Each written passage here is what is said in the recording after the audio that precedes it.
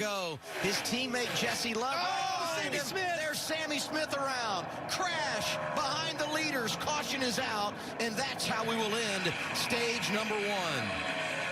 Austin Hill with a green and white checkered flag. He sees the caution as well. Major damage here. So Sammy Smith tries to get down the bottom here. The car gets a little loose, and then at that point, he's not clear. Sam Mayer still tries to get to the bottom. Well, and in Sam Mayer's defense, when you get to that point, example, Parker, for all watching to see how on edge the cars already are. It just takes such a small contact to get those cars loose. But Sammy, you see him driving it inside of there. There's not a lot of damage to the 8 car. He came out about as well as anybody in this wreck. It's down into turn 1. Oh, see, maybe coming down on Jeb Burton there, and Sam Mayer takes a big shot to Brandon Jones. And then Sam is coming up the racetrack here as Natalie Decker, I believe that is. Yep. Oh. You know, Sieg was right there where all that started, and I'm not sure he got real heavy damage. Yeah, it looked like Jeb was kind of holding his line right there. I don't know if Ryan knew that he was inside of him, but started to slide down just a little bit. Oh, Sam Mayer. It's Brandon Jones. You see Jeremy Clements come in there. You can't stop. When you watch this, one thing that you can't see on the screen is how much oil's all over the track. You hit the brakes, and the brakes work, but the tires just don't stick to the track. Can't slow. Oh, man, that's a late hit. Really late. 8 cars involved. In his voice, and has now put his driver back. Best position of anybody. Williams, Corey Day involved. Caution number 5. The Burtons, Jeb and Harrison. Stay up. LeVar Scott there as well. Started all this heading down into turn 3. Oh, it just looks like bad tap. The cars are so unsettled right there. Williams Welch was in 8th at the time. Looked like Corey Day maybe just, it seemed like he was in his left rear a little bit from that angle. And I didn't see the was there contact on entry? I didn't left see that on entry. I just saw the 18 get loose. Yeah, there it is. It's just in the bumper, and the cars are so unsettled at that point on the entry of the corner. Any tap, especially in that left rear, you almost take away the air from the spoiler. It's almost impossible to hold. The truck race earlier today. Morgan's full time finish. That big caution. First caution of the day, lap 5. So we got it. That all started where Sieg actually got loose in the middle of 3 and 4. Went up the track just slightly. Corey Day went to the middle to put it 3 wide. Ryan didn't realize he was there, nor did Gio Rosero. They squeezed all together. End up with Ryan Sieg going around in front of the field. Go up the racetrack a little bit. There was a small wiggle you could almost not see. He doesn't quite realize they're 3 wide right there with Corey Day. Gio Rosero's right below him. They all meet in the same spot, and unfortunately ends up with Ryan Sieg going to the wall hard. Yeah, just got to say, here's the deal. It's lap 5, so if you're Sieg, you're furious, right? It's lap 5. Why are you forcing the issue? If you're Corey Day, that door kind of opened up right there.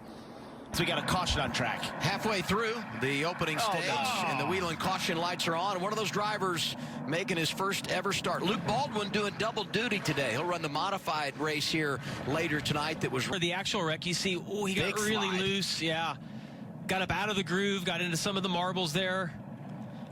Oh man! It's like it locked the rears. Wow. Yeah, it's almost something. Looks like something broke. Whether in the braking, and he had.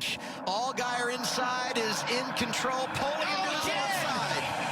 That was definitely a misshift. Big damage there for the one of Carson Quapple. They're scattered, and it is a parking lot on the front straightaway at Martinsville. Caution number 12. It's heartbreak. Such a great day he had going. I think he's going to be okay. It was everything that pursued behind him. He's obviously going to come terrible. We still got a lot of racing here. Track is super narrow as well. It just becomes a parking lot, essentially. Yeah, nowhere to go. Gosh, that got a lot of cars. And you can see where the car sits down, the 9 of Lee Pulliam. The front end dives and sits down. That's the mark of going into the wrong gear, missing the shift. The sudden deceleration. Carson Quapple right behind him is trying to anticipate when he's going to go. Just, Raja did a great job right behind, though. That's going to burn up a valuable set of tires. Still green, full green. Finally, we get the caution and upside down as Carson Quapple. Barrel rolling down the back straightaway. Oh, my goodness. How in the world? Right here. Oh, he just got a little loose. Oh, it's just the contact with the outside wall, and then Retzloff hit him in the rear, and man, you just don't see that very often at a track of this size, but get a little bit of air under the car, and then you're just along for the ride as those tires start to bite. That's what creates the roll. And you see all the flaps that deploy there to try and keep that car on the ground, but when he gets hit by Retzloff there at that angle, the air gets underneath and sort of isn't able to, the flaps are not able to help, right? And once that air gets underneath, that's a 3,400-pound car that just suddenly flips up, into the air and it looks almost weightless. And hope it works out, because you just know if you don't, you're not even going to be a factor. And if you do get the magical push or take the magical run, it can lead to being in victory lane. Look at that run Sammy Smith had on the bottom, helping Brent Cruz. Harrison Burton, the back tires come off the ground. That's a huge flush hit with the outside wall. Another Burton's car destroyed. Much distance. Oh, no. Oh, my gosh. Perez already had contact and another hard hit into the wall. Caution number 3, and we've not even reached lap 20. 45, LeVar Scott, and another slide for Austin Green in the 87. What is going on here? So here's Brad up top of the screen. You see he's just loose already right there. Then comes down to Austin Green. Oh, this is huge right here. This quad oval, This angle. Really vicious hit. Gosh, look at the back of that car come off the ground. And such a shame for Brad, who gets such limited starts, works so hard to get these opportunities to be in these race cars. Does a great job on social. Many guys got the entire front of their car ripped off. Watch Austin Green right there. You see that catch. It's part of having natural grass on the infield of these tracks. Cars, the splitters are just right on the ground. I kind of compare it to like a fishing lure, a deep diving one. When it gets Swalich was trapped on the bottom there. Oh, big Blaine crash. Perkins. Blaine Perkins into the wall hard. Yeah, this was a really hard hit.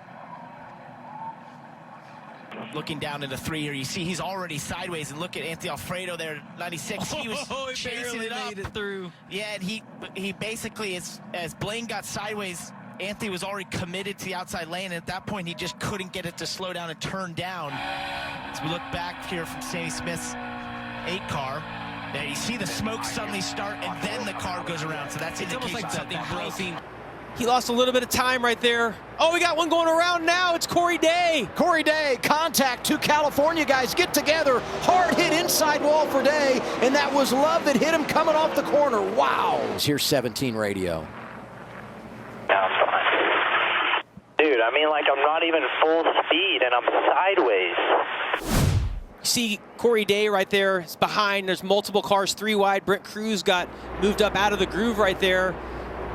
He just chased it for a while, and then once you get up out of the black, it gets extremely slick. And the one thing for me, Ross, it's always hard as a driver here. You don't feel like you're going that fast until you start to get out of control, and then all of a sudden it becomes real. And turn 1 has the most banking of the 3 turns, or the 6 turns by some people's standards here at Pocono. So when you do lose your grip, your traction, you are unloading the car the most. It goes from... You can see the 2... Oh, look at this. Caution coming off of 3.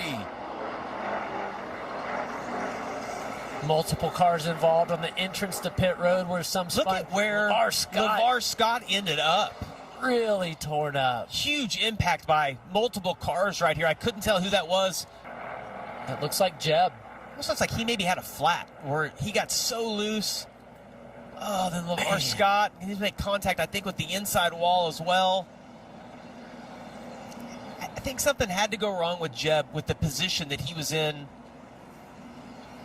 on the entry to 3. Contact Sammy Smith into the 99 into Jeb. the 99 got into him right there, pushed him up the track and just got him out of the groove. Now you're in the marbles. And now he's just chasing it, right? Like just trying to hang on. And he kept it out of the outside wall. Oh, LeVar came through there. Falling right into LeVar's through.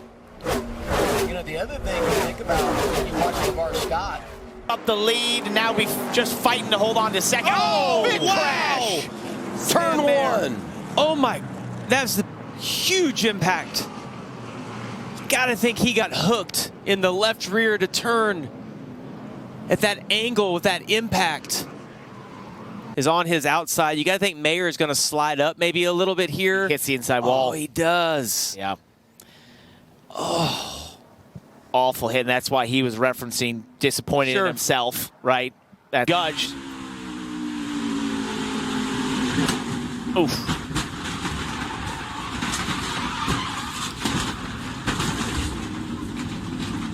I don't think that looked as bad as what I know it felt inside of the car. Those just, oh,